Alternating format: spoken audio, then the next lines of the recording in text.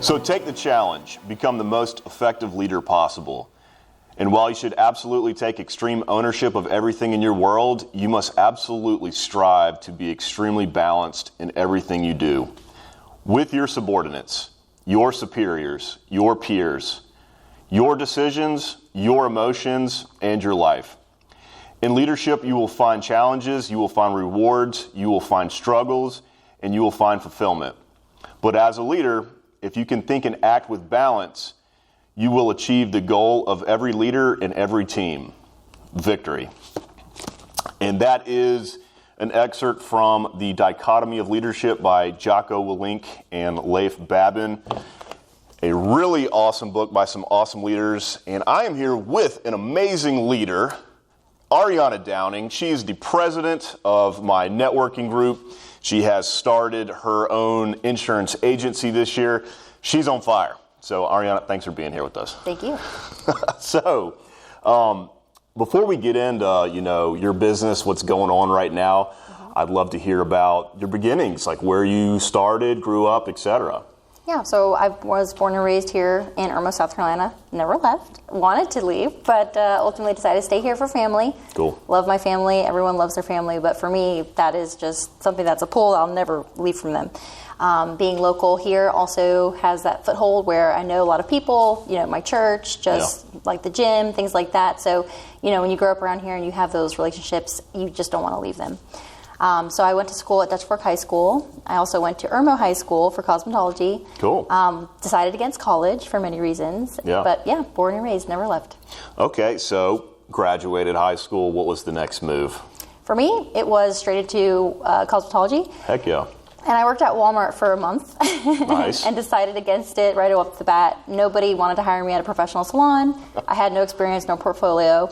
And when you work at Walmart, you get commissions for the amounts of heads that you cut. Cool. So as you can imagine, people don't really get their haircut at Walmart a lot. So I immediately realized I was never going to make any money there.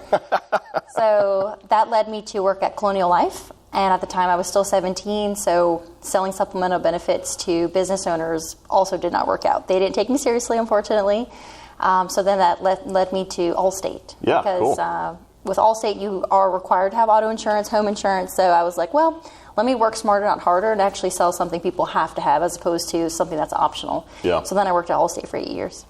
Okay, so you started selling life insurance with Colonial, correct? Mm-hmm. And that transitioned into property casualty? Is that okay? Exactly. And I mean, between the two different fields, is there a different client? Is it the same people, just a different service kind of situation, or? Yeah, I would say generally it's the same individuals, except for with Colonial Life, we're targeting more so the business owners and their employees. So you're offering that benefits package that has the life insurance, the disability, cancer, but you're competing against Aflac or some of the other major name brands. And a lot of times they already had that in place, so it was just difficult for them to get to switch. Yeah. But like I mentioned with Allstate, you're dealing with more families, people directly, it's more personal as opposed to just talking to like a business owner. And obviously they have to have that auto and home insurance. It's required. So a lot easier sale at that point. Okay, nice. Mm-hmm. Did Allstate provide some decent training? Was it kind of, throw you to the wolves? How was that experience? Sure. Yeah, actually it's a good thing you said that because with Colonial Life, they're similar to Aflac where they'll hire you, and they'll give you the product training, but they'll say go out and sell, and you just kind of have to make it work. But with Allstate, you're dealing with an existing book of business. You're working the cross-sell list. You're obviously networking that you have this product available for the auto and home. So there was a lot of training there provided to actually be able to reach families and things like that. And you're given leads as opposed to Colonial, no leads at all. Come up with your own. So just a different environment. Awesome. And what policies were you selling, like right out the gates in the beginning? Were they like, all right, we're just going to give you cars, or did you have the full gamut from the go? I was able to do everything at Allstate except for health insurance. You could do life, you could do commercial, but my bread and butter has always been auto and home insurance. Yeah. The life insurance piece, is more in depth, and the commercial, your liability is a lot higher because you're dealing obviously with businesses at that point. So at that time, being 17, he wanted me to focus on auto and home insurance. So how long have you been, you said you started this when you were 19 or 20? Or? I was 17. You were 17 when you started selling insurance? Yes.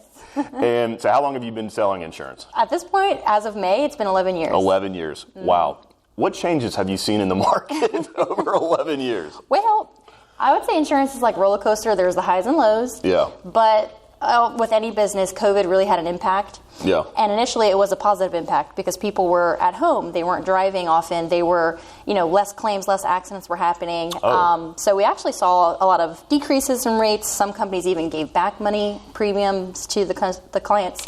But unfortunately, outside of COVID, with inflation, there's been an increase in rates because of the cost of cars, the cost of building materials, and obviously everyone's back on the road. So now we're seeing an influx in claims, influx in accidents. Interesting. And people are very eager to go out and explore the world now ever since COVID. So there's a lot of rate increases based off of that, for sure. Very cool. That is interesting. Yes. All right. The current business operation you have, Downing Insurance Partners, correct? Yep. At what point did you start to feel like, hey, look, I'm ready to plant my flag? Well, how was that? Yeah, I think the turning point for me was like I mentioned, I never left because of the networks, the people that I knew here. Yeah. I just realized it came to a point where a lot of the business that I was writing was business I was generating on my own. Cool. I really didn't need the assistance of like maybe an employer or colleagues or coworkers. And I said to myself, I need to do this for me at this point. Because with insurance, like with anything, if you're working for someone, they're going to be taking a partial amount of that. Whereas if you're working for yourself, you're having the full benefit at that point. So I just said, I'm the one bringing everything in, so perhaps I should benefit from it, and I can run it the way that I think is best for the customer. A real entrepreneur.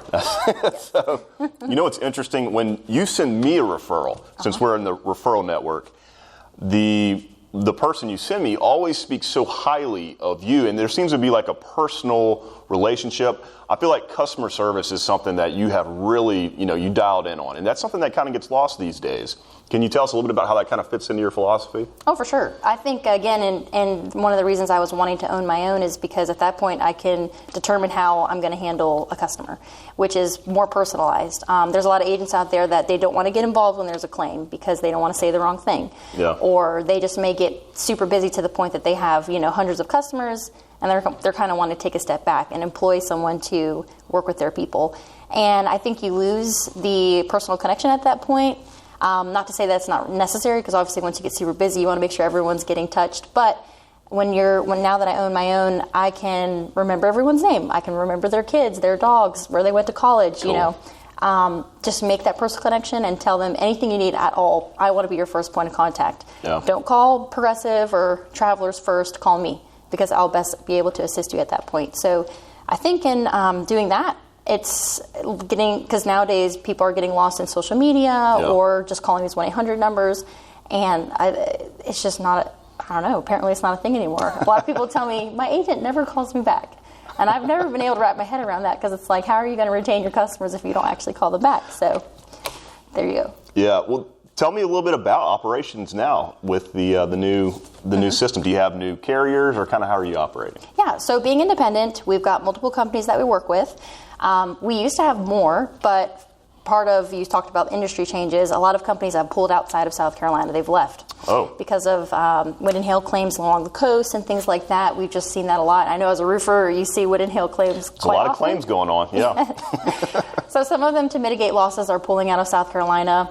So that has reduced the amount of options that I have. Or a lot of these bigger companies are buying up the smaller ones and merging them actually with their companies to help with profit sharing and things like that. So I do have about 8 or 9 different companies that I can offer that are independent, not captive. But my day-to-day operation is really just, once I get a quote request, running it through all of the different carriers, price point, make sure all the protections are there, who's the most affordable, and then obviously offering that to the customer. Okay. Mm-hmm. And when is it good for a person to come to you, like buying or selling a house, or like at what point is like ideal time to shop that quote? Oh boy, yeah, this is a long one. I would say, to condense it, the best time to shop rates is really anytime there's some kind of change. So if you're adding a young driver, if you're purchasing a new vehicle, if you move even to a new zip code, there's going to be different rates associated with each zip code. If you have a claim is a great time to shop rates, because obviously you're going to see that increase with your current company. And all of these claims are reported to various LexingtonNexus or Clue. So if I'm running a quote after you filed a claim, sometimes that claim actually won't show up right away. So that might be a good opportunity to go ahead and save that money. Yeah. And it's a common misconception that you cannot switch while you have a claim. That's absolutely not true. Okay. As long as the loss occurred when you had that coverage with that company, they are obligated and legally have to pay for that claim. So some people get scared. They're like, I don't want to switch while my claim is going on, but I always let them know you absolutely can. And I'd also say anytime you see an increase, of course, because if you're seeing an increase, someone else is not increasing. So that's a good time to shop around also. Awesome. And how are you guys leveraging technology? Is there any opportunity to leverage, new technology coming out to kind of better serve the market? Yeah. I use a really cool link. I've looked at there's a couple of different 8 companies that do this, but basically it's a link that they've created that an agent like myself can pay for, where if the customer clicks on it, they then scroll through all the different companies, they click on their company, they log in, does not share the login, but it will share all their declaration pages. Okay. And then they can just simply pre-fill their date of birth, their driver's license numbers. But in the world where everybody is go, go, go, very busy, that type of technology has been great. Yeah. Because instead of maybe causing them stress, like, oh, I really don't want to try to get all my declaration pages together, or email these to you, I'm like, no problem. Text, email the link, send it to you, it sends it to me. And then I immediately start working on it. Okay, so actually getting a quote is just super simple. Yes, very much so. Okay. Yep, and it only does it in like maybe less than a minute. It does it for you. Yep. Cool. So going out on your own, did you have any fears? Any like tell me a little bit about how that experience was emotionally. I know it can be terrifying. Yeah, it's definitely scary going on your own, of course, because you have that fear. What if I don't succeed? What if it fails? What if I don't get enough leads? But I think if you let that stop you, that fear, you'll never make the change, because ultimately I had that goal that by the time I was 25, I would own my own. And I was 1 year shy, I was 26, but even at 26, I still hesitated a little bit. But it wasn't until the opportunity presented itself that it worked out that I said, okay, I'm just going to jump on it. Yeah. But yes, with insurance, you're dealing with residual income. So your first 3 years is going to be difficult because you're trying to build up that clientele to where you're actually starting to see some money coming in. Yeah. So the initial, you have to go in the mindset of, at least in insurance, that first couple of years is going to be a little bit of a struggle. Well, you're doing awesome. I see all the referrals coming to you and all the stuff that you're able to give out. That's just part of the whole giver's gain philosophy. Sure. So let's talk about that a little bit. BNI, how has it impacted your business? BNI was absolutely instrumental. I've said it before and I'll say it again. If I did not have BNI, that I probably would not have opened, or would have taken a lot longer to open.